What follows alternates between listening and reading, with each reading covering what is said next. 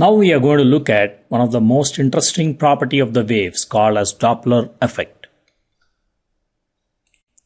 In order to understand Doppler's effect, we are going to take a look at the example of the wave creation by a point source of disturbance. Here the point source of disturbance being the ball that is oscillating up and down starts creating the waves which move outward in this fashion.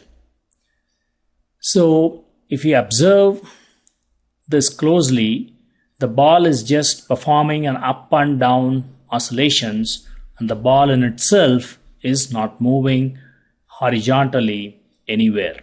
It is just oscillating in an up and down fashion, creating the disturbances as if the disturbance origin is at a point source that is at the center of the ball. Now let's ask a question as to what happens when this ball, in addition to moving up and down, also moves in a horizontal direction. Then how does the wave pattern would look like? Let us take a look at it. We also notice that the waves that are created are traveling outward at a certain speed. So if we start assuming the ball also moving in an horizontal direction along the line of the waves that are moving outward, then there are three possible combinations. One, in which the ball moves slower than the speed of the wave that is traveling outward. Two, the ball moves exactly at the same speed as this wave in the outward direction.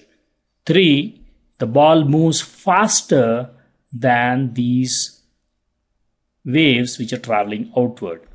So let us take a look at each of these three scenarios and identify how the wave pattern in each of these scenarios is going to look like. Now let's take a look at the first scenario where the source of disturbance is traveling at a speed slower than the wave speed that is traveling outward. And then let us look at how the pattern of the waves is going to look like. So as the source starts creating the disturbance, it also started moving towards the right, which is in the direction of the wave. So as we could see, the ball in itself started moving in the direction towards the right while it is creating the disturbances, and this is giving rise to a pattern something like this. There's one very interesting thing about this pattern. That is, if you look at the front of the source, all the crests seem to be jammed one after another, meaning that the spacing between the crests is pretty small. Whereas, if you look at the crests that it is leaving behind, they seem to be widely spaced. And this pattern continues to happen. Like as and when it is creating the disturbances, the crests that are forming in front of the source seem to be much closer in spacing, while the crests that it is leaving behind, or which are at the back of the source, seem to be much wider in spacing.